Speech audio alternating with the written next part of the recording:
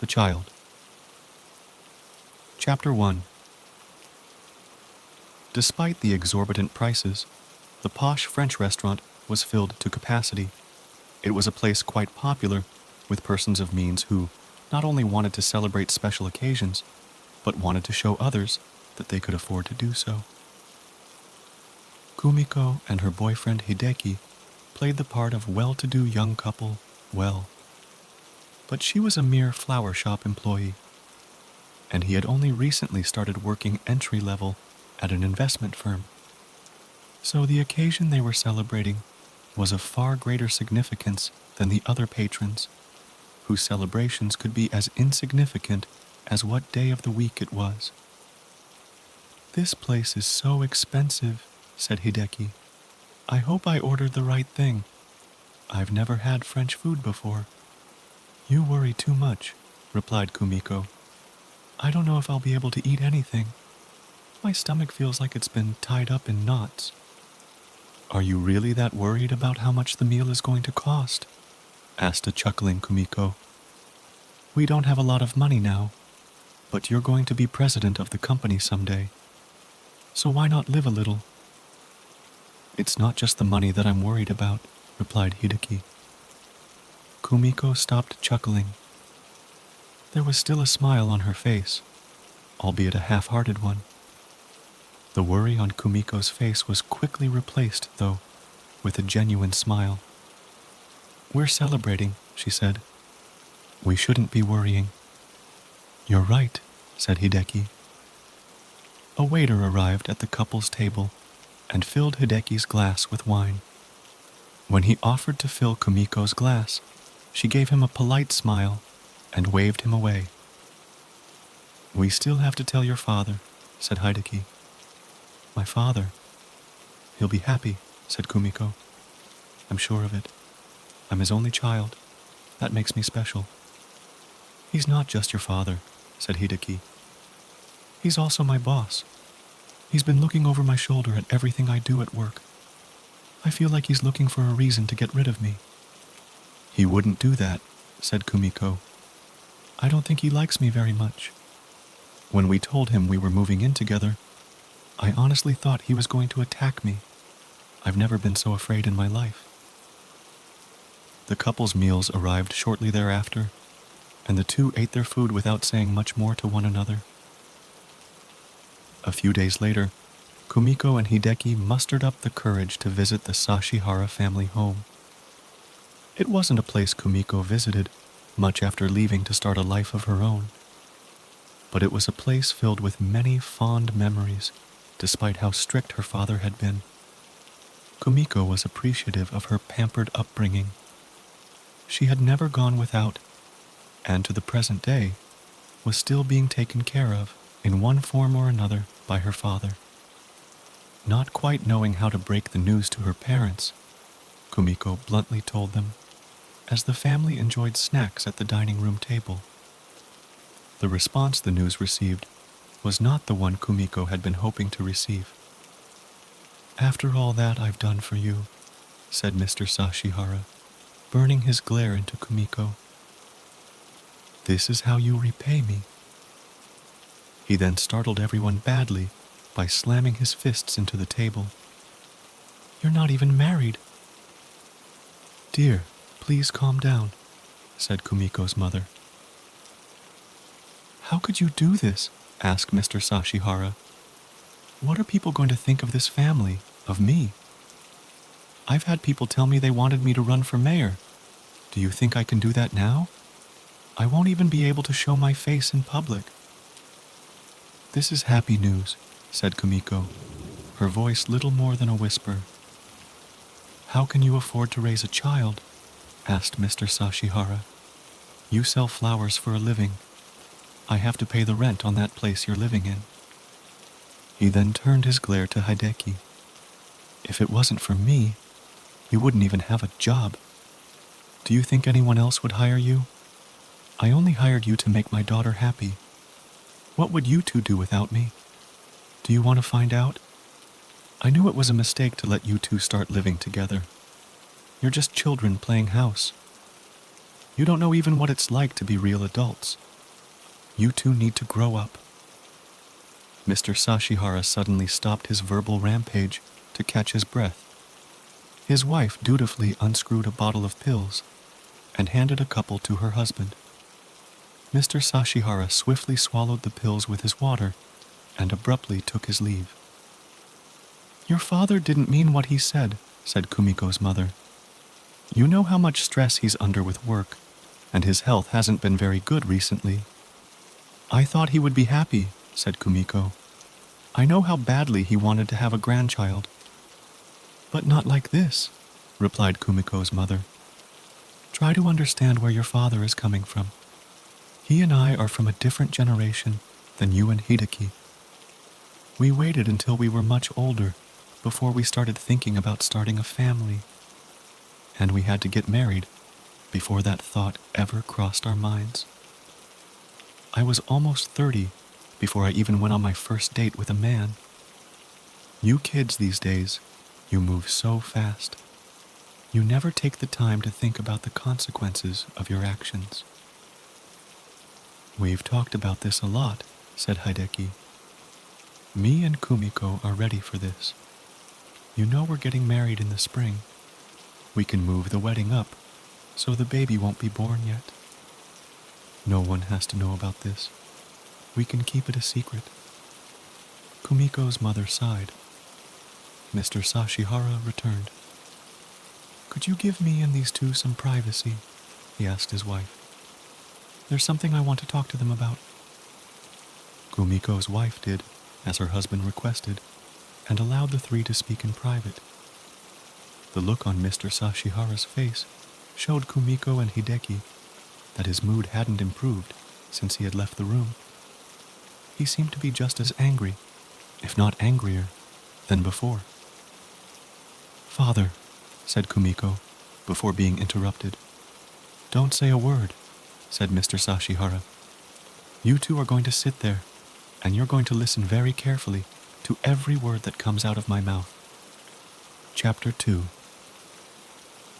Kumiko and Hideki did their best to go about their lives after the unpleasant night at the Sashihara home. But it was evident to all who knew the young couple that something was weighing heavily upon their minds. Hideki wasn't particularly close to any of his co-workers, so even though many of his colleagues noticed his morose demeanor, none of them paid him much mind. Mr. Sashihara, however, had no intentions of ignoring the young man. He would burn his vengeful glare into Hideki any time the two found themselves in the same room, forcing Hideki to quickly avert his gaze. Despite his utter lack of knowledge about certain clients, Hideki soon found himself doing the lion's share of the work when those clients made new investments. This forced many late nights away from home and away from Kumiko. Things were no better for Kumiko. Many of the flower shop's regular customers noticed the change in her. The once cheerful girl was now always so glum. The store owner, Mrs. Suzuki, was just as aware as her customers how down Kumiko had become in recent days. She would often notice Kumiko just staring off into the distance and not nearly as talkative as her usual self. This led to many nights being offered the opportunity to go home early to get herself in a better state of mind for the next day. But time after time, Kumiko would turn down the offer. For her, the flower shop was a much-needed distraction. One night, Kumiko and Hideki were afforded the opportunity to eat dinner together. Their modest budget could only afford them no more than a couple bowls of rice and a few steamed vegetables for their nightly meal. Recently, the two had refrained from saying much to each other, but Kumiko wanted desperately to break the uncomfortable silence that had so swiftly become the norm. "I bumped into the landlord today," she said. "He says they have to upgrade the old pipes, so we'll most likely be paying more for our water starting next month." "Our electric bill just went up," said Hideki. These people must think we're made of money or something. By the way, did you get a chance to talk to your boss? Did she say she would let you start working some extra hours? The flower shop isn't doing well enough for me to get any extra hours, replied Kumiko. I'm lucky to be getting the hours that I'm getting now. Mrs. Suzuki really doesn't run the shop to make money. She only does it because she likes talking to all the people who come in every day. If she wasn't already so well off, she'd have closed the place years ago. The two then went back to eating their meals in silence. Hideki would take quick peeks at Kumiko, but look away when she made even the slightest indication that she was about to look back at him. Your father called me into his office today, blurted out Hideki, much to the surprise of Kumiko, who abruptly stopped chewing her food. What did he say? Asked Kumiko. She was sure that today was the day her father would finally terminate Hideki's employment, thus putting the two into a financial hole from which they would surely never be able to escape. He just wanted to know how you and I were doing, replied Hideki. Kumiko knew Hideki far too well to believe what he had just said. She could tell by his demeanor that Hideki was hiding something from her. Is that all you two talked about? Asked Kumiko. Hideki lowered his head and began fiddling with his rice. That's mostly what we talked about, he replied. What else did you talk about? Asked Kumiko. He really wants us to reconsider his offer, said Hideki. He thinks it's what would be best for us. We wouldn't have to worry about money. Your father would take care of everything. He even said he would help us buy a house of our own. And he would push the wedding up so we could get married before Christmas. You call it an offer? Asked Kumiko. This is not an offer. This is an ultimatum. If we don't do what he wants, then he'll make our lives miserable. It's what he did to me growing up. I got everything I wanted only because I did exactly what he told me to do. It was horrible. When I left, I thought those days were over. But now he has me right where he wants me, just like when I was a little girl. I really think we should accept his help, said Hideki. Are you joking? Asked an exasperated Kumiko. I can't believe what I'm hearing. How can you think that? You don't understand, said Hideki. It sounds like if we don't do what he wants, I might lose my job. I don't care about your damn job, exclaimed Kumiko. You don't even like working there. You tell me that all the time. Do you fully understand what he wants from us? We need the help, said Hideki. We're not going to make it on our own. No, shouted Kumiko, who had finally reached her limit. I will never give that man what he wants. Do you understand? You can lose your job. We can lose the roof over our heads. We can lose any food we have to eat. I won't do it. And with that, Kumiko angrily departed to her bedroom. The next few weeks were very difficult for Kumiko and Hideki. They spent most of their time away from each other as best as they could in such a small apartment. And any time Hideki did dare speak to Kumiko, it was to tell her that her father was once again putting pressure on him to convince Kumiko to accept his most generous offer. This always resulted in Kumiko walking away without saying a word. The only solace Kumiko could take during this time was in her talks with Mrs. Suzuki at work. She felt she could confide in her and receive the impartial advice that her mother would most likely not be able to offer. Mrs. Suzuki would always tell Kumiko that she was doing the right thing by not accepting her father's offer of moving back into the family home for the time being and accepting his money. It was obvious that Mr. Sashihara wanted to keep Kumiko under his thumb, much in the way he had done with her during her younger years. On a day no different from any other, Kumiko found herself working the counter at the flower shop. A steady rain had begun to fall outside. As had become almost the norm, Kumiko began staring blankly into the distance.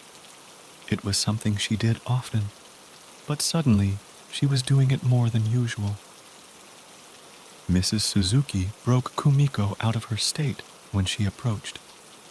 "The rain really is keeping the customers away today, isn't it?" she said. "Gives you more time to get lost in your thoughts." "Sorry," replied Kumiko. Mrs. Suzuki interrupted Kumiko before she could finish. "It's all right," she said. "You've been dealing with a lot recently. I just don't want you under too much stress. It isn't good for the baby." A nervous smile appeared on Kumiko's face.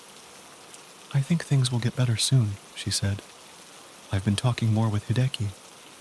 "That's good," said Mrs. Suzuki.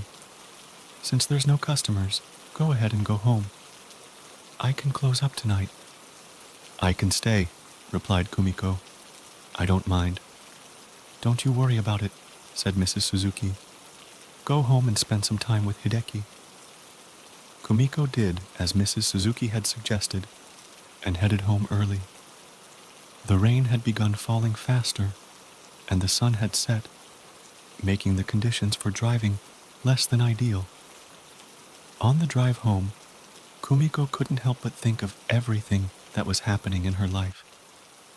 She thought this would have been the happiest of times, but it turned into something far worse that turned most of her relationships upside down. Unable to control her emotions any longer, Kumiko began crying. The road was already difficult to see, but with tears in her eyes, Kumiko was unable to see much of anything. Still, she continued at her current speed. In what felt like the blink of an eye, Kumiko veered off the road and slammed into a tree. Chapter 3. Kumiko had somehow survived the crash. She had sustained a plethora of injuries, however, requiring several surgeries and a lengthy stay in the hospital. But she was alive, and that was all that mattered. Some believed Kumiko surviving such a horrible accident was nothing short of a miracle. When she had recovered enough to have visitors, Kumiko rarely said a word to them. She would just stare blankly out the window and wait for her family and friends to leave her alone. Only those who knew Kumiko extremely well had known about her having been with child, and only those select people were told that the accident had caused her to lose the baby. But life had to go on, and that's exactly what happened. The next few years went by like a blur. Kumiko and Hideki were able to mend their relationship and joined in holy matrimony. Kumiko was also able to become much closer to her father. His cancer diagnosis put things into perspective, making Kumiko even further realize just how fragile life really was. During their first year of marriage, Kumiko and Hideki once again found themselves with child. It was a pregnancy that everyone was overjoyed with, and was something that had no need to be kept secret. When Kumiko's delivery day came, it was celebrated with gifts and well wishes. But little did anyone know that the blessed day would nearly become an unspeakable tragedy. The delivery began like any other. Kumiko was told to breathe and push, but complications arose immediately. "Blood pressure is rising, doctor," said Kumiko's attending nurse. Rising blood pressure was a normal occurrence during childbirth, so it wasn't taken with too much urgency. "Blood pressure is still rising." Kumiko quickly became short of breath, and she began to sweat profusely. "Doctor, her blood pressure is still rising," said the nurse, whose voice now had a sense of panic in it. Ignoring what the nurse was saying, the doctor kept his focus on Kumiko. "Keep pushing," he exclaimed. "Heart rate is increasing too fast," exclaimed the nurse. "Please, Kumiko, breathe. You have to calm yourself down." To the dismay of everyone in the delivery room, Kumiko let out an ear-piercing scream. "Heart rate is spiking," exclaimed the nurse. "Doctor!" Kumiko continued to scream in horrific pain. It sounded more as if she was being tortured than giving birth. "Permission to administer an epidural," said the nurse. "It's too late for that," exclaimed the doctor. "Kumiko, you've got to keep pushing. You're so close." Tears were streaming from Kumiko's eyes. "Please," she said, her voice only barely audible. "Please save my baby. I don't care what happens to me. Please save her." It happened almost immediately after Kumiko had made her plea. Her blood pressure and heart rate began to drop back down to far safer levels. "Vitals are beginning to stabilize," said the nurse, who was more than a bit surprised. "Doctor?" It wasn't long thereafter when the sound of a healthy baby girl's crying filled the delivery room. An exhausted Kumiko smiled as best she could in her current state. "Welcome to the world, Rumi-chan." Chapter 4. Kumiko, Hideki, and little Rumi, now 5 years old, were living an ideal life. With much assistance from Kumiko's father, the family had purchased a beautiful home in one of the city's most desirable suburbs. Hideki had climbed to one of the highest positions in the company, also with much assistance from Kumiko's father. This afforded Kumiko the opportunity to quit her job at the flower shop and devote herself full-time to her family. On one quiet evening, Kumiko and Hideki sat at the dining room table to have a conversation about their daughter. "Rumi's teacher called me today," said Hideki. "She told me that Rumi's still not getting along with the other kids." "It's just a phase that kids go through," replied Kumiko. "I was the same way when I was her age." "You have to do something about this," said Hideki. "Rumi's teacher told me that she's talked to you about this more than once, and you're not taking it seriously. If we don't do something about this, then it could lead to bigger problems in the future." "You still worry too much about things," said Kumiko. "You're doing it again," said Hideki. "Doing what?" asked Kumiko. "Acting like Rumi can do no wrong," replied Hideki. "You act like she's perfect." "That's because Rumi-chan is perfect," said Kumiko. "She's quiet and obedient, not like all those little monsters that run around destroying everything." "I want her to do those things," said Hideki, "because it's normal. That's what kids are supposed to do." "Are you saying Rumi-chan isn't normal?" asked Kumiko. "That's not what I said." "Rumi-chan is normal," said Kumiko. "There's nothing wrong with her. You would know that if you spent more time with her." "I can't spend as much time with her as you do because of work," explained Hideki. "Even so, she's always with you. She clings to you like she's your shadow. She won't let anyone else get close to her." "There's nothing wrong with her being attached to me," insisted Kumiko. "I'm her mother. That's how it's supposed to be."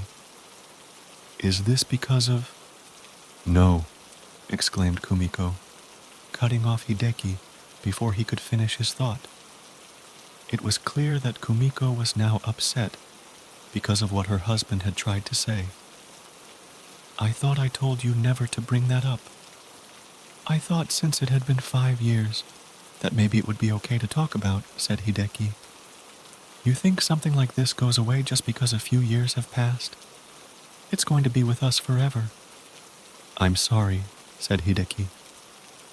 "Maybe we should just take Rumi-chan out of that school," said Kumiko. "Find her a better one with better teachers." "It's the best school in the city," said Hideki. "I have some errands to run in the city tomorrow," said Kumiko. "I think I'll take Rumi-chan with me. It'll do her good to get away from those kids for a while." Rumi entered, holding a drawing she had made. "I made this for you, Mommy," she said, handing it to Kumiko. "Let's take a look. said a smiling Kumiko. The picture was of little Rumi and her mother holding hands. I love it. How come I'm not in the picture? Asked Hideki. Rumi turned her attention to her father briefly before giving her full attention back to her mother. This is a picture of me and you at the park, said Rumi. I love the park, said Kumiko. Would you like for me to take you there tomorrow? Rumi smiled and nodded her head. I have to call the office, said Hideki before departing. While her mother marveled at the drawing, Rumi watched with disdain as her father departed. The next day, Kumiko took Rumi with her to run errands in the city. It was the most ideal of days. The sun was shining brightly, and the sky was a perfect shade of blue. Kumiko couldn't help but smile as she led Rumi by the hand. It was the most simple of acts, but it meant so much to her. Rumi-chan, announced Kumiko, I have a question for you. What is your favorite food? Melon bread, exclaimed Rumi. Melon bread? Asked Kumiko. That's my favorite too. Here's another question. What is Rumi-chan's favorite animal? Cats, replied Rumi. I likes cats too, replied Kumiko. Do you think we'll see some cats in the park today? We're going to see 1,000,000 cats, exclaimed Rumi. Let's see if I can think of another question. I can answer anything, said Rumi. Okay, Rumi-chan, said Kumiko. Who is your favorite person in the whole entire world? Mommy's my favorite person, exclaimed Rumi. And Rumi-chan is my favorite person. After running her errands, Kumiko took Rumi to their favorite bakery to buy melon bread.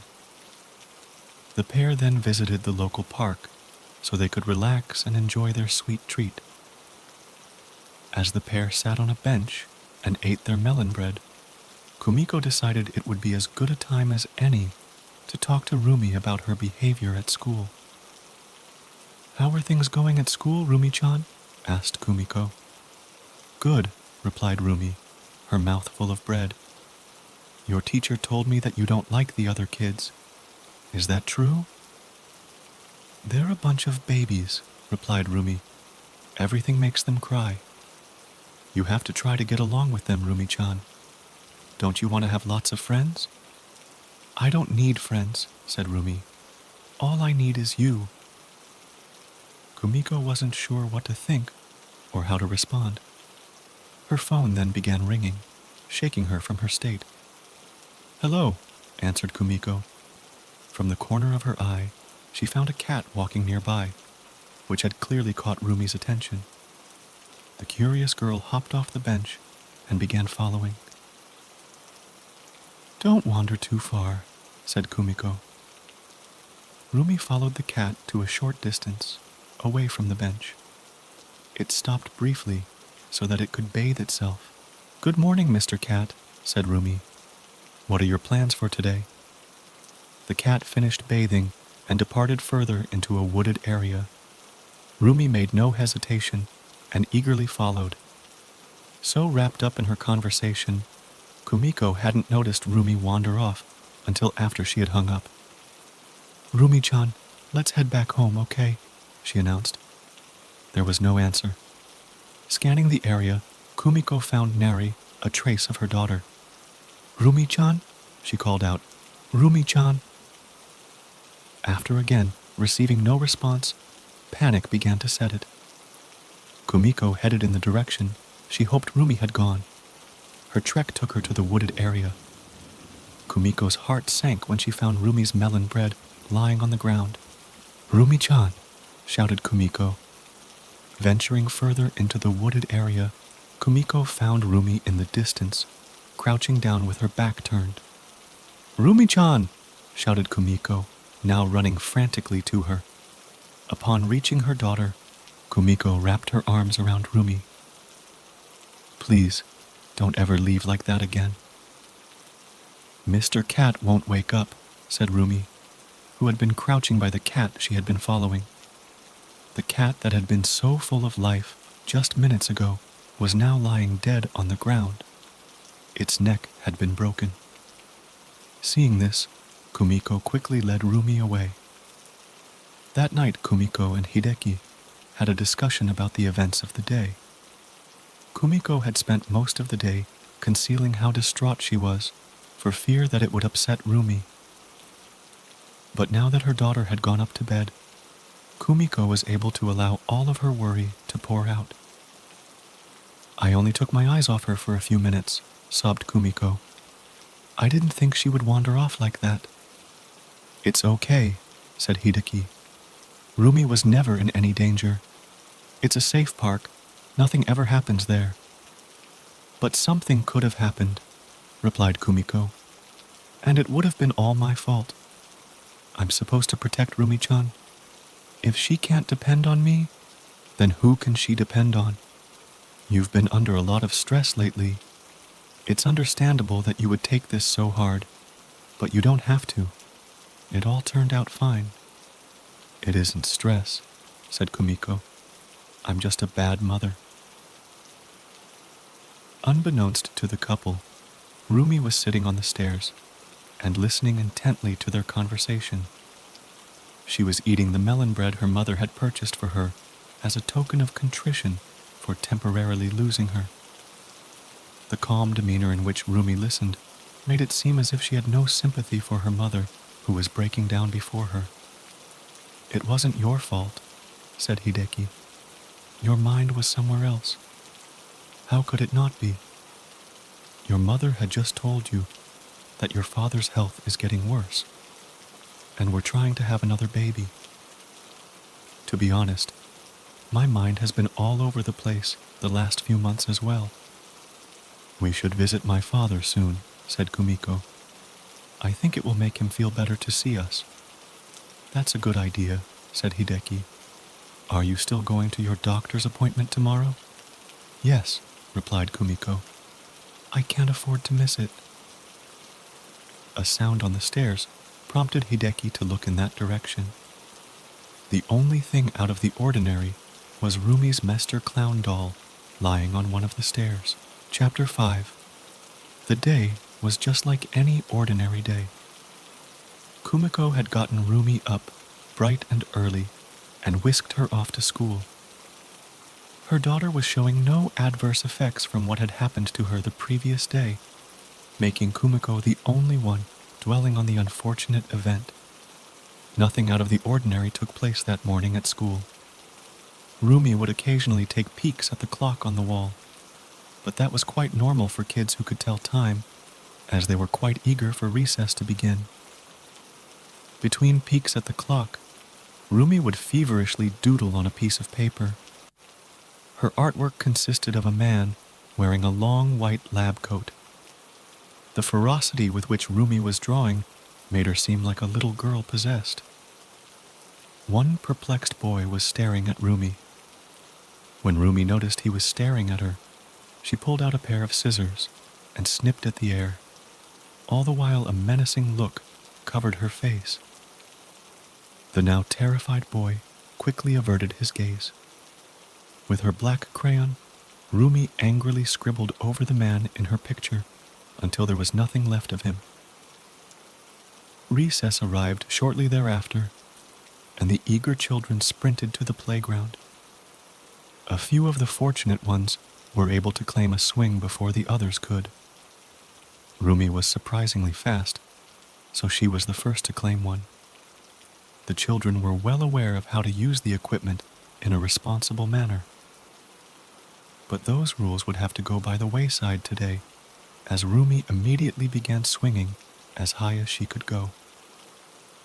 The other children noticed and were quick to point out to Rumi that what she was doing was wrong. "Rumi-chan," exclaimed one of the boys. "Teacher says you're not supposed to go so high." "You can't tell me what to do," exclaimed Rumi. Once she had reached her peak, Rumi let go of the swing. She seemed almost weightless as she soared high above the ground. Gravity would show her no mercy, however, so with a most unpleasant thud, Rumi crashed to the ground. She immediately let out a horrific series of screams prompting the other children to run for help. Kumiko was called by Rumi's teacher after the accident. She got to the school as quickly as she could and took her daughter away for the rest of the day. Fortunately for Rumi, Kumiko had her doctor's appointment that day, so she would take her daughter with her to get checked for any potential injuries. Rumi was the ideal patient, as Dr. Kojima cleaned and bandaged her injuries. There was no crying, nor even a wince from her, as the good doctor tended to Rumi. She calmly sipped from a juice box and made nary a peep. Rumi had suffered only a few minor cuts and bruises to her arms and legs, making a trip to the doctor a bit overkill. But Kumiko had insisted she take her daughter from school and have her checked out.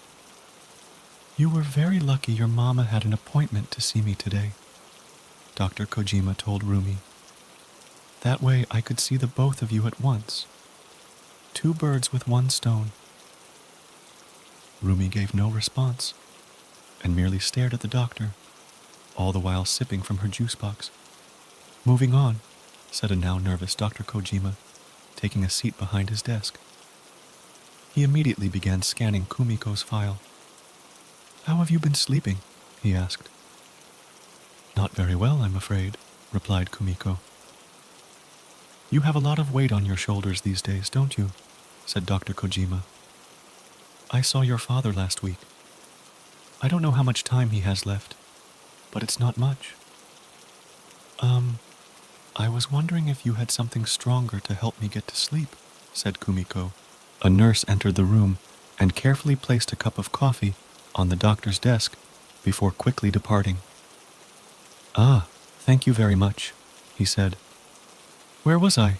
the doctor asked himself. He then took a sip of his coffee. He winced and quickly placed the coffee back on his desk. "She always makes it too hot."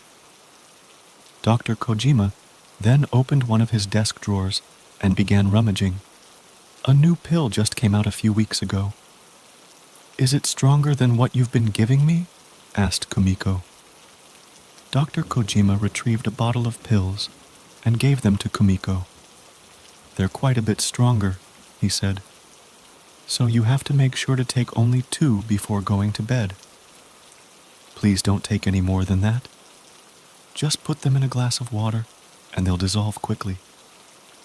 "Thank you very much," said Kumiko. Do you have my anxiety pills?" "Yes," said Dr. Kojima, retrieving another bottle of pills from his desk. "Please remember not to mix these 2 medications." The doctor then took a quick peek at Rumi. "Can we discuss the rest in another room?" he asked. The subject about to be discussed was far more personal than a mere sleep disorder or anxiety. "Of course," said Kumiko. "Rumi-chan, you wait here, okay? I'm going to talk to the doctor for a few minutes, and then we can go home." Rumi smiled and nodded to her mother before she and the doctor took their leave. Dr. Kojima took Kumiko to a nearby exam room. "The results are the same as last time," he told Kumiko. "There's too much scar tissue on the uterus. The fact that you were able to have Rumi was nothing short of a miracle. But the problems you had during the delivery only made things worse. Much, much worse." Kumiko immediately began crying. "I just thought if we could have another child, then things would get better," said Kumiko. "Rumi-chan is having problems with the other kids at school. If she could have a little brother or sister, then she would open up more with other kids. She only wants to be with me all the time." Dr. Kojima sighed. "I think maybe we should cut back on your anxiety medication." "No, please don't," said Kumiko. "I need it." "I'm not supposed to be prescribing these to you," said the doctor. "I only do it as a favor to your father."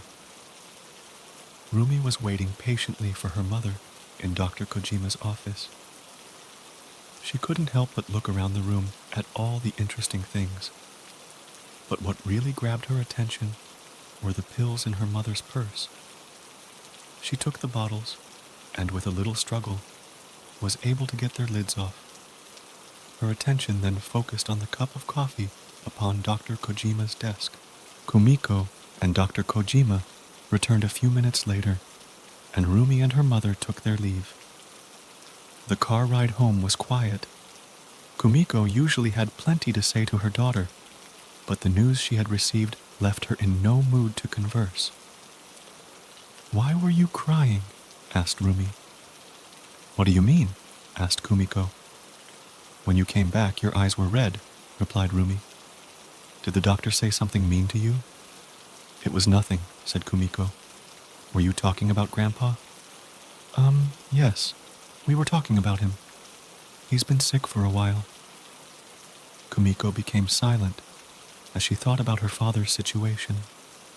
She perked up quickly, however, as not to upset Rumi. "We're going to see him soon. That will make him feel better." "I can't wait to see Grandpa," said Rumi. Later in the day, a nurse knocked on Dr. Kojima's door. "Doctor," she said, after not receiving a reply. The nurse opened the door to find the doctor face down on his desk. "Doctor, are you okay?" she asked, carefully making her way closer. "Doctor?" She shook him, but that did her no good. She immediately felt the doctor's wrist for a pulse and placed her ear against his chest. There were no signs of life. "Somebody help." Chapter 6. Unaware of what had happened to Dr. Kojima, Kumiko blissfully went about her life. She got Rumi up bright and early the next day and took her to school. Kumiko knelt before Rumi just outside the school. "Now, Rumi-chan, I want you to be a good girl, okay?" she said. Rumi smiled and nodded. "You make sure to be nice to the other kids, and be extra nice to Miss Ito." Kumiko then handed Rumi a box, wrapped neatly with a bow. "I baked cookies for your teacher," she said, "so give them to her as soon as you see her." "I can do that," said a smiling Rumi. "You're such a good girl," said Kumiko, before hugging Rumi and departing. Upon entering the school, Rumi found a trash can and promptly threw the box of cookies into it. Later in the day, Rumi was passing the time with her favorite activity. The young girl almost seemed to be in a trance as she drew her colorful art pieces. Rumi's teacher, Miss Ito, knelt down beside her student. "That's such a pretty picture, Rumi-chan," she said. "Are you drawing a picture of yourself?" "No," replied Rumi, who continued drawing. "Is it one of your friends here at school?" "I don't have any friends," replied Rumi. Like before, Rumi kept her focus squarely on her drawing. "You can try to make friends," said Miss Ito. "There are lots of nice boys and girls here. You can ask to play with them instead of always sitting alone and drawing. Or maybe you could draw with some of the others. I know Shota likes to draw. I don't like Shota. How about Manami? I think you two would be good friends. I don't like Manami. Why don't you like them?" asked Miss Ito. "What makes them think they're so special?" asked Rumi, who seemed not to be talking to Miss Ito, but to herself. "I'm just as good as they are."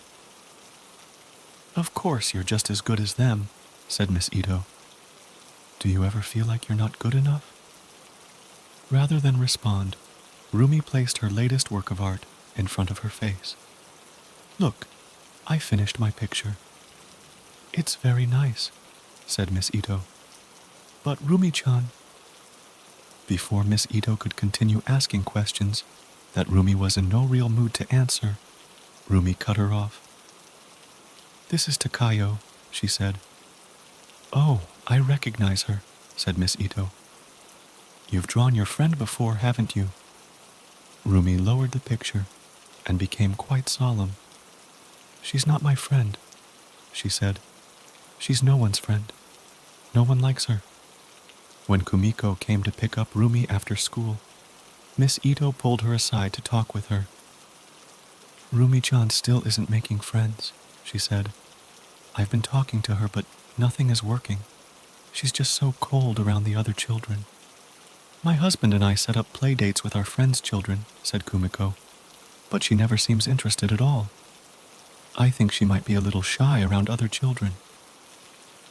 All she does is sit alone and draw, said Miss Ito. Her pictures are almost always of the same little girl. For the life of me, I can't remember what her name was. I think she wants a little baby sister, said Kumiko. Me and my husband have been trying to get pregnant, but we've been having a difficult time. With her concerns failing to alarm a mother who clearly saw her daughter through rose-colored glasses, Miss Ito dropped yet another piece of troubling information upon her. I found the box of cookies you made for me in the trash, she said. I think Rumi-chan just got a little confused, insisted Kumiko. She's never given anyone a gift before. I'm sure she knew you would know where to find it. Another parent waved Miss Ito over, giving her a much-needed reason to excuse herself.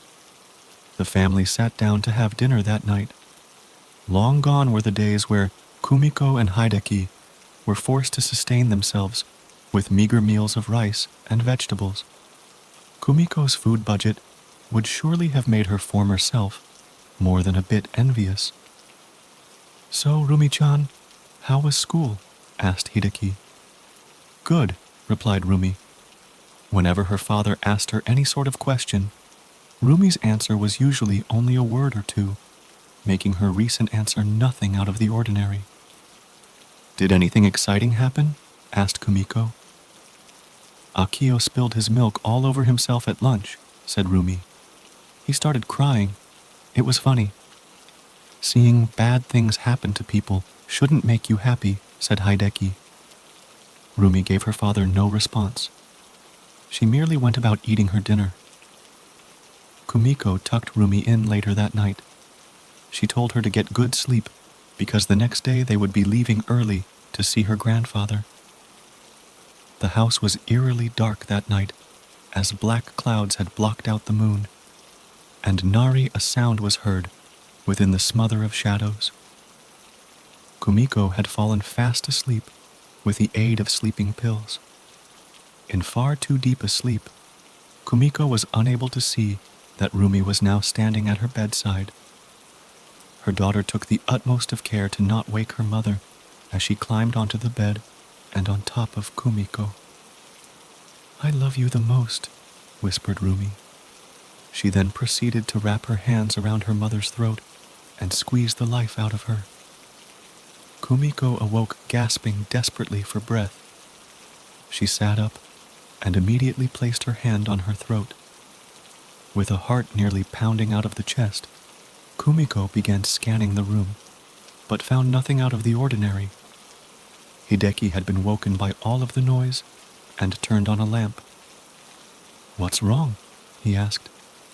Thinking what she had experienced was nothing more than a nightmare, Kumiko began calming down. It was nothing, she said. Just a bad dream. Looking to her bedside, Kumiko found Rumi's Mr. Clown doll lying on the floor. Chapter 7. The next morning, the family headed out to visit Kumiko's father. Cancer had left him with very little time, so any chance the family had to spend with him was to be cherished. On the drive, Kumiko leaned into the back seat and handed Rumi her Mr. Clown doll. Did you lose this? She asked. Rumi happily took the clown from Kumiko. There you are, Mr. Clown, she said happily. You're very naughty for sneaking out. You won't get any treats. Why was it by Mommy and Daddy's bed? Asked Kumiko. Rumi gave no reply and began playing with her doll. You shouldn't leave your toys lying around, said Hideki. I'm always finding them all over the house. Once again, Rumi gave no reply. Kumiko gave up on getting a reply from Rumi. Instead, she began gazing out the window. I hope we don't crash, Mr. Clown, said Rumi. Bad things can happen on these roads. Rumi then changed her voice so that it was Mr. Clown who was speaking. Then it's a good thing your mommy isn't the one driving. Hearing this captured Kumiko's full attention. Rumi-chan, what did you just say? She asked. Rumi gave no reply and continued playing with her doll. What did she say? Kumiko asked Hideki. I don't know, replied Hideki. Sorry, I wasn't paying attention. I'm trying to remember what road to take. Do I take this next left, or do I keep going straight?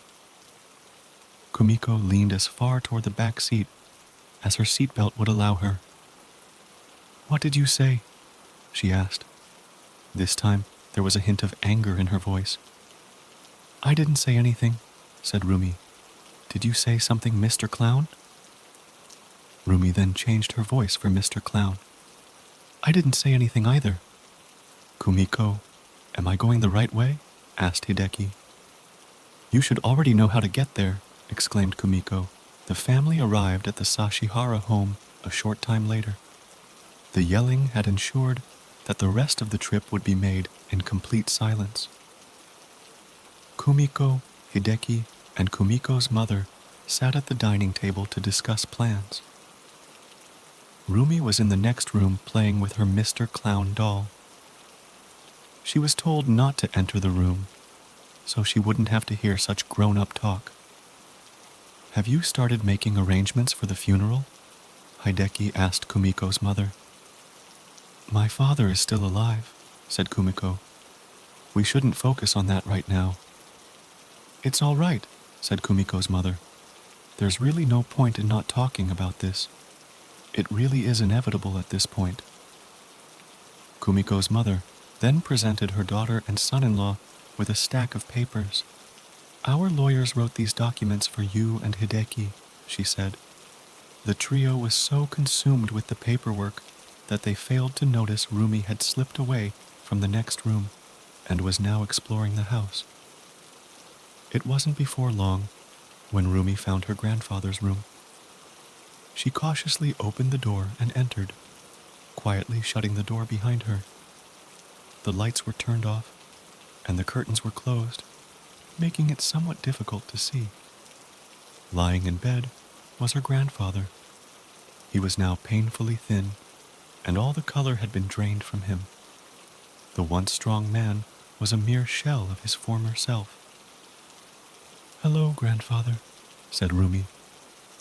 Mr. Sashihara could barely muster the strength to turn his head, as only a faint sound escaped through his colorless lips. Grandfather doesn't look so good, Rumi said to Mr. Clown. She then changed her voice for her doll. I think grandfather wants to die. Rumi nodded in agreement. Rumi tossed Mr. Clown aside and immediately retrieved a spare pillow. Let's see how much grandfather likes being dead, said Rumi.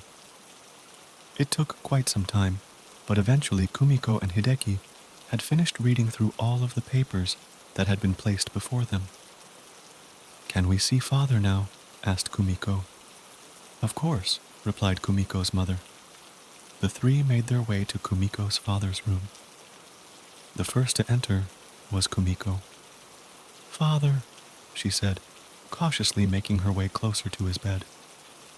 There were no signs of life whatsoever coming from Mr. Sashihara. He might be sleeping, said Hideki. Father, said Kumiko, gently nudging him. Father? Father? Kumiko's voice was frantic enough to startle the others. Dear, said Kumiko's mother, rushing to his bedside. She too began trying to wake him, but she was being far less than gentle with him than Kumiko. From the corner of her eye, Kumiko noticed Rumi watching the scene unfold. She was at the far end of the room, holding her Mr. Clown doll, and had the most blank of expressions on her face. The family went home a few hours later. There was nothing but silence between the three for the rest of the day. With what had happened, it came as no surprise that no one was in any kind of mood to converse. After being tucked in, Rumi began talking to her Mr. Clown doll. "It's too bad what happened to your grandfather," said Mr. Clown in Rumi's disguised voice. Rumi nodded. "Maybe if he had been a nicer person, then that wouldn't have happened," said Mr. Clown. "Nice things happen to nice people," said Rumi. "Grandfather was not a nice person," said Mr. Clown. "He was a bad person." Rumi again nodded. "And you know what happens to bad people," said Mr. Clown. "Bad things happen to them," said Rumi. Chapter 8. Kumiko had made the choice to stay with her mother for a couple of days to help her cope with the loss of her husband. This meant that Hideki would be on his own with little Rumi. Hideki and Rumi didn't interact much over the few days Kumiko was gone. But even before this sudden situation arose, Hideki and Rumi spent very little time together. Rumi liked to spend most of her time with her mother. And whenever Hideki brought that up, Kumiko would tell him it was normal at that age for children to be more attached to their mother, and Rumi would eventually grow closer to him. The only real time Hideki and Rumi spent together while Kumiko was away was during dinner. Hideki would try his best to have a conversation with his daughter, but she always seemed so distant and unwilling to interact with him. "How's the food?" asked Hideki. He had made a simple meal of rice and vegetables, the only meal he had any experience making. "It's the same thing we ate yesterday," replied Rumi, whose focus was on her food rather than her father. "I'm not as creative in the kitchen as your mother is," Hideki said sheepishly. "How about tomorrow we go out to eat?" "When is Mommy coming home?" asked Rumi. "In a few days," said Hideki. "Since Grandpa died, she has to help Grandma for a while." "I don't like when she's not here," said Rumi. "You've still got me," said Hideki. Rumi gave her father no reply and continued eating. Sitting beside Rumi was her Mr. Clown doll. "You really like that toy, don't you?" asked Hideki. "I bet you didn't know that it was the first gift your mother ever bought for you." "Mommy didn't buy Mr. Clown for me," said Rumi, before filling her mouth with a large portion of rice. "Of course she did," insisted Hideki. "Who else would she have bought it for?" Rumi didn't respond. "Rumi-chan," said Hideki, again receiving no response. "You've got to stop ignoring people when they're talking to you." Rumi continued to ignore her father and began playing with Mr. Clown. The usually docile Hideki had finally had enough. He caught his daughter completely by surprise and snatched Mr. Clown away from her. "Your mother might let you get away with this kind of behavior, but I'm not going to let you," exclaimed Hideki. "Give Mr. Clown back," demanded Rumi. "I'll give you your toy back when you start listening to me," said Hideki. "No," exclaimed Rumi. "I'm warning you, Rumi-chan," said Hideki. "If you don't put a stop to this behavior—" "Haven't you hurt me enough?" asked Rumi. "What do you mean?" asked Hideki. His anger suddenly calmed. "What are you talking about?" "You're not nice," said Rumi, her demeanor now very dark and very unsettling. She then ran off to her room. After dinner, Hideki took to the living room to unwind and watch television. He had a can of beer in his hand and a few empties on a nearby table. The alcohol had quickly made him drowsy and far too oblivious to the world around him. Rumi was watching Hideki intently from the stairs. There was no expression on her face. She merely stood there and stared at him. In her hand was a large kitchen knife. Kumiko was washing the dishes at her parents' house when her mother entered the kitchen. "Kumiko," said her mother, "I've got to call the lawyer, but I can't seem to find his number anywhere. Do you have it?" "Yes, I have it saved in my phone," said Kumiko. She checked her pockets but came up empty. It quickly dawned on Kumiko where she had left her phone. I left my phone at home. I've been using your landline while I've been here, so I hadn't even noticed that I didn't have it. It's all right, dear, said Kumiko's mother. With everything that's been happening, it's understandable. I'll call Hideki, said Kumiko. I'm sure he'll be able to find it for me. Then he and Rumi-chan can come drop it off. It will be nice to see them, said Kumiko's mother. Kumiko used the house phone to call Hideki. His cell phone rang several times, but he never answered. He must not have his cell phone with him, said Kumiko. I'm going to try calling the house phone. Again, nobody answered. I suppose it can wait until morning, said Kumiko's mother. No, I can go get my phone, said Kumiko. If I go now, I can be back before bedtime. There was nothing out of the ordinary about the drive home. But what was out of the ordinary was that someone had left the front door unlocked. Nothing could have prepared Kumiko for what she was about to find. Upon entering, she found Hideki's lifeless body lying on the living room floor, covered in blood. Kumiko let out a scream so loud that her neighbors heard it and called the police. The police arrived and immediately began scouring the house for evidence. Kumiko was asked a plethora of questions for which she had no answers, and Rumi was questioned, but all she had to tell detectives was that she had been asleep for hours. Hideki had been killed by a single slash to the throat. Detectives determined that with so many empty beer cans in the room, that Hideki must have been so inebriated that he had made himself the easiest of targets for the unknown attacker. Once the interviews were over, Kumiko took Rumi to her parents' house. Rumi fell asleep quickly in one of the spare bedrooms as her mother sat nearby and watched her with teary eyes. The girl looked almost angelic as she slumbered peacefully. What happened?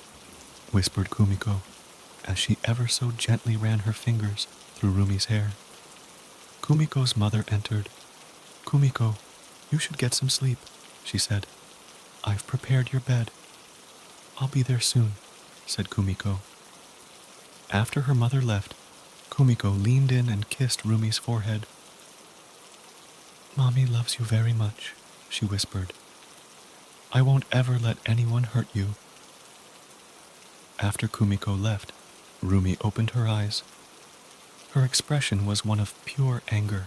Chapter 9. Over a week had passed, and Kumiko had yet to return to normal life. She spent most of her time in the same bed she had slept in as a child. It was familiar to her, and brought her a small sense of peace during such a tumultuous time. Kumiko's mother, who had been in desperate need of a helping hand only days ago, was now acting as the primary caretaker for both Kumiko and Rumi. Unlike with most others, Mrs. Sashihara was not given the cold shoulder by Rumi. The two actually got along quite well. How was your day, Rumi-chan? Asked Kumiko's mother, as she and her granddaughter ate dinner. It was good, replied Rumi. We painted pictures with real paint today. Teacher said she liked mine the most. That's so nice, said Kumiko's mother. Can I show it to Mommy? Asked Rumi. Your mommy needs to rest. She's been through so much. When she's ready, then we can see her. I've been through a lot too, said Rumi, her mouth now stuffed with bread. Even more than Mommy. Rumi-chan, said Kumiko's mother, you shouldn't compare your problems to your mommy's. Unaffected by what her grandmother had just said, Rumi went back to eating her dinner. The next day, Kumiko's mother took Rumi to school, then headed to the city to meet with the family lawyer, leaving Kumiko on her own. Kumiko had been able to cope as best she could by filling herself with prescription pills, but those pills were quickly running out. Where did you put that number? Kumiko asked herself as she searched her purse. When her search came up empty, She threw her purse to the floor. With nary a moment's hesitation, Kumiko retrieved her car keys and departed the Sashihara house. Being in such desperate need for something that could calm her frazzled nerves, Kumiko arrived at Dr. Kojima's office in no time at all. "Kumiko," said the nurse working the front desk. She looked and sounded quite surprised to see the familiar face. "What are you doing here?" "I'm sorry I didn't call first," said Kumiko, "but I need to see the doctor. It's urgent." "Didn't you hear?" asked the nurse. "Dr. Kojima is gone." "Where did he go?" asked Kumiko. "Could you give me his new address? I really need to see him." "No, Kumiko. Dr. Kojima is dead." Kumiko's heart sank. "What?" "We're not sure what happened to him," said the nurse. "About a week ago, I found him slumped over his desk, not breathing. They haven't released the cause of death yet." Without saying another word, Kumiko departed. With no destination in mind, Kumiko headed for the park, where she and Rumi liked to spend much of their free time. She took a seat on the bench the two would sit on to enjoy their melon bread, and tried to allow the peace and quiet of the park calm her. But the only thing the quiet did was let the horrible things that were happening in her life consume Kumiko. Unable to keep her composure any longer, Kumiko began to sob uncontrollably. Kumiko returned home after her trip to the park. "I'm home," she called out. "Mother, are you here? Rumi-chan?" The house was empty and eerily quiet. With no one to stop her, Kumiko began rummaging through the house for whatever she could find to sedate her anxiety. She was hoping her mother had something to help her calm down, but all she found were medications for common, elderly ailments. Kumiko searched the kitchen cabinets, but all she found was her bottle of sleeping pills. "I don't want to sleep," she said, throwing the bottle into the trash can. "All I do is think about you when I close my eyes." After Kumiko poured herself a glass of water, the phone began to ring. Though she was in no mood to speak to anyone, Kumiko did answer. "Hello," she said. "Ah, Kumiko, it's me, Miss Ito," said the voice on the other end. "Oh, Miss Ito, hello," replied Kumiko. "I was just calling to see how you were doing. I ask Rumi all the time about you, but she never wants to talk about it." "I'm doing okay," said Kumiko, though the shakiness of her voice proved otherwise.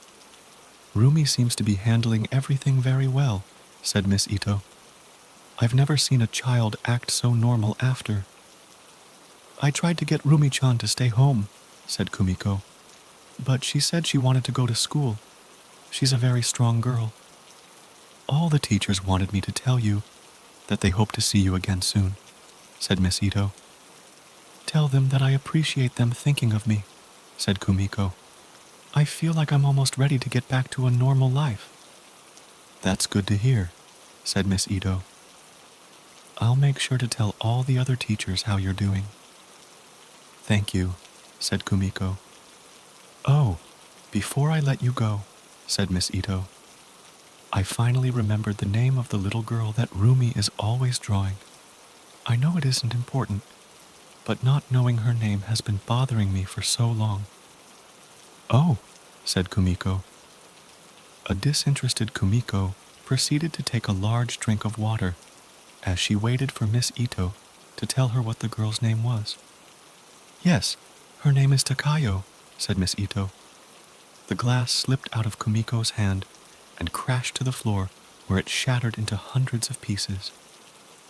"Hello, Kumiko. Are you all right?" asked Miss Ito.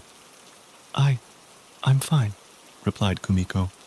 "I'm sorry, but I have to go now." After hanging up on Miss Ito, Kumiko began cleaning up all the broken glass. Her whole body was shaking terribly as she did so. Just as Kumiko was about to dump the glass into the trash can, she noticed something partially hidden within the waste. She carefully sifted through various discarded items and discovered Rumi's Mr. Clown doll. His arms, legs, and head had all been cut off, leaving behind only his torso. The front door opening startled Kumiko and prompted her to quickly shove the dismembered doll back into the trash can. "We're home," said Kumiko's mother. "We ate ice cream," said Rumi. Kumiko exited the kitchen and greeted the two. "Welcome home," she said.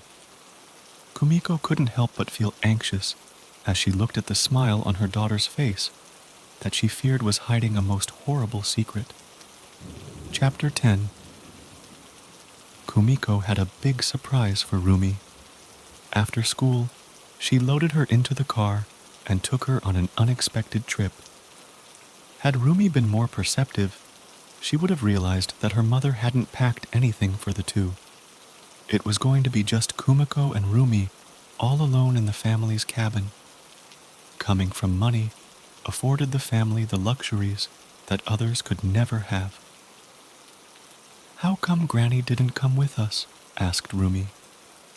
The young girl had been placed safely in the back seat and was drinking from what her mother had said was a special drink just for her, which was why Kumiko adamantly refused when Rumi tried to share it with her. "Because this is a trip for just you and me," replied Kumiko. "You like your granny, don't you?" Rumi nodded. "Granny's nice," she said. "She is nice," said Kumiko.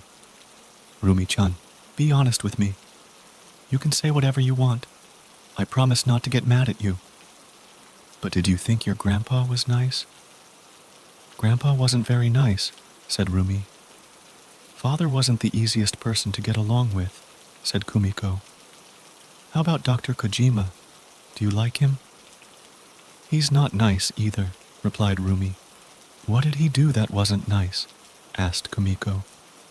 "Doctors are supposed to help people," said Rumi. "They're not supposed to hurt them." Kumiko was extremely hesitant to ask her next question, but she had to know how Rumi felt about Hideki. "Rumi-chan," she said. There was no answer. Kumiko looked in the rearview mirror and found her daughter fast asleep. Unbeknownst to Rumi, the drink her mother had given her had been loaded with sleeping pills. At the Sashihara residence, Kumiko's mother was tidying up her daughter's bedroom. There were articles of clothing on the floor, as well as countless tissues, no doubt having been used to wipe away countless tears. As Kumiko's mother cleared the floor, she found an empty bottle of pills.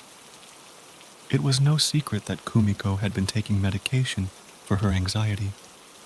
She had been taking them for years, so seeing an empty bottle of pills brought up no red flags. But once Kumiko's mother checked under the bed, it became clear that there was a far larger problem at hand than just a messy room. There was a number of empty pill bottles hiding in the shadows. Kumiko's cell phone rang as she sped down the mountain road. "Hello?" she answered. "Kumiko, are you all right?" asked her mother. "Of course I'm all right," replied Kumiko. "Why wouldn't I be?" "It's just that Kumiko's mother stopped herself before she could bring up the subject of her daughter's overuse of pills. "Is Rumi with you?" "Yes, we're going on a trip," said Kumiko. "May I speak with her?" "Not right now. She's asleep," explained Kumiko. "Where are you going?" Being so deep in the woods, the connection cut out. "Hello," said Kumiko. With her mother no longer on the other end, Kumiko put her phone away. "We're almost there, Rumi-chan," she said with a smile. "Just a little longer." The sun had already set by the time Kumiko and Rumi arrived at the cabin. Ever so carefully, Kumiko carried Rumi inside. It was hours later when Rumi finally woke. "You're finally awake," said Kumiko. "I was afraid you were going to sleep forever." Rumi was sitting on a chair with her arms tied behind her back with an old shirt. "Mommy," she said groggily. "You can drop the act," said Kumiko. I know you're not who you pretend to be. You may have everyone fooled, but not me." "Mommy is weird," said Rumi, trying to wriggle free. "I don't like this game." Kumiko retrieved a large knife from a nearby table. "Am I really weird?" she asked, waving the knife in front of Rumi's face. Rumi's eyes widened at the sight. "Is this the knife you used when you killed your father?" asked a now crazed Kumiko. "Or maybe you used something else. Maybe a pair of scissors or gardening shears. Those would definitely do the trick, wouldn't they?" Rumi began crying, prompting Kumiko to start laughing. "Save your tears," she said. "I know they're fake, just like everything else about you." "Mommy," sobbed Rumi. "Tell me," demanded Kumiko, again waving her knife in Rumi's face. "How did you know about Takayo? No one's ever told you about her. She was a secret. The only ones who knew about her are dead now. Dead because of you." "Let me go," screamed Rumi. "You're not going to tell me," asked Kumiko. "That's fine, you don't have to. You can take your secret to the grave." Kumiko left the living room temporarily. When she returned, she had with her a canister. She immediately popped the top off and began pouring gasoline around the room. "What are you doing?" asked Rumi. "You know what I'm doing," said Kumiko. "I'm going to send you to hell to be with the others. That's where we're all going, isn't it? Because of what we did." Kumiko then reached into her pocket and pulled out a book of matches and lit a nearby candle. "Make sure to say hello to them for me." "Don't kill me again," screamed Rumi. "What did you say?" asked Kumiko. Rumi's head was lowered, and she was visibly shaking. "What did you say?" Kumiko demanded to know.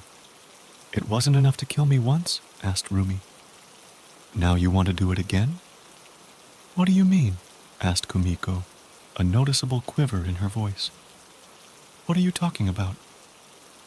"You know what I mean," said Rumi, raising her head. It was rare for Kumiko to see Rumi angry, but she had never before seen this near evil look upon her daughter's face. "Rumi-chan," said Kumiko. "Stop calling me that," exclaimed Rumi. "That's not my name." "Of course it is. What else would it be?" Kumiko suddenly trailed off as a startling idea occurred to her. "Takayo?" Rumi gave no reply. All she did was stare back angrily. Kumiko began shaking her head. "You're not Takayo," she said, tears forming in her eyes. "I've always been Takayo. There used to be a Rumi, but she didn't make it out. So I took her body." Kumiko knelt before her daughter and touched her face. "This is a dream. It has to be," she said, before bursting into tears. "Why are you crying?" asked Takayo. "Because I'm happy," replied Kumiko. "I have you back. I finally have you back. That's all I've ever wanted." "You never wanted me," exclaimed Takayo. "If you did, then you never would have thrown me away." "I didn't throw you away," said Kumiko. "Yes, you did," said Takayo. "All of you did. That's why you had to be punished." Takayo proceeded to tell Kumiko that she had been privy to the events that had led to her untimely demise. Takayo remembered every word her grandfather had said on the day Kumiko and Hideki announced that they were expecting. He demanded Kumiko terminate the pregnancy in exchange for not only a large sum of money, but a promotion for Hideki. Failure to comply would have resulted in being cut off from the Sashihara family, including the family money. Takayo then revealed to her mother that she had been a witness to how persistent Hideki had been in trying to persuade Kumiko to accept the offer. He assured her that they would have another child someday, and the money they would be receiving would go far in securing a future for them. Dr. Kojima, though not experienced in such things, was more than a willing accomplice. He was close to the Sashihara family and always did as Kumiko's father wanted. Whether it be ending an unwanted life or filling Kumiko with dangerous medications, Dr. Kojima was up to the task. "You crashed into a tree to make people think that's how I died," said Takayo. "But that's not the only reason you did it, is it?" Kumiko was unable to speak through her sobbing. "You tried to end your life that night," said Takayo. "I'm glad you didn't. If you had, then I would never get to punish you. I already tried to once. I bet you didn't know." "What?" gasped Kumiko. "The day I was born," said Takayo. "I was going to make you the first one I punished, but something stopped me. Maybe when you pretended to have a heart and begged the doctors to save me. But that didn't change anything." Unbeknownst to Kumiko, Takayo was slowly freeing her hands from the makeshift restraints. "Takayo, I would give my life to protect you," said Kumiko. "If I could go back and change things, I would." "But you can't," exclaimed Takayo. "You're the most precious person in the world to me," sobbed Kumiko. "If everyone disappeared tomorrow, and it was just you and me, I would be happy. You're all I need." "Do you know how it made me feel every day to see those kids at school?" asked Takayo. "How come they didn't have to die like I did? What makes them so special?" Tears filled Takayo's eyes. "Why didn't you want me?" "Takayo-chan," said Kumiko. "Since that day, you're all I've ever thought about. Day and night, I'm consumed by thoughts of you. I've been filling myself with pills for years, hoping it would make the pain go away, but nothing ever worked. Whenever I held you, I always wished you were Takayo." "I just wanted someone to love me," said Takayo. Kumiko embraced her daughter just as Takayo had freed herself. "Takayo-chan, I love you more than you could ever imagine," she said. "I won't ever let you go again. I promise." Though her hands were free, Takayo chose not to take vengeance, as she had so badly been craving. Instead, she wrapped her arms around her mother as tears streamed down her face. Kumiko bumped the table that held the candle she had lit. It fell to the floor and into the gasoline, instantly engulfing the room in a hellish inferno. "Mommy," sobbed Takayo, embracing her mother tightly. "You and me, Takayo-chan," sobbed Kumiko. "We'll be together forever. Nothing will ever pull us apart." The pair was oblivious to the fact that the cabin was now ablaze all around them. They were so consumed with one another that even impending death couldn't separate them. Before long, the flames had consumed the pair. Chapter 11. Kumiko's mother's hunch was correct. She had informed police that her daughter had most likely taken her granddaughter to the family cabin. She urged them to waste no time, as Kumiko could be quite unstable without her medication. Officers arrived too late, however, as they were presented with a cabin already mostly burned to the ground. Firefighters were able to extinguish the fire before it had a chance to spread and create even more misery. All investigators could do now was search the cabin's remains. The rising sun would do its part to aid in the search. Part of the roof was moved away, revealing a most heartbreaking discovery. Kumiko and Takayo's bodies were found underneath. They had been left completely charred black. But what was even more tragic was the fact that the two were still holding onto one another. "It's them," said one of the detectives. "They must have become trapped. Being burned alive, there's no worse way to die." "I'm sure she did everything she could to protect her child," said another detective. "These two must have really loved each other. Even in death, they can't be separated." The first detective nodded. "There really is nothing stronger than a mother's love, is there? *I Otsuka, Renai Shashin,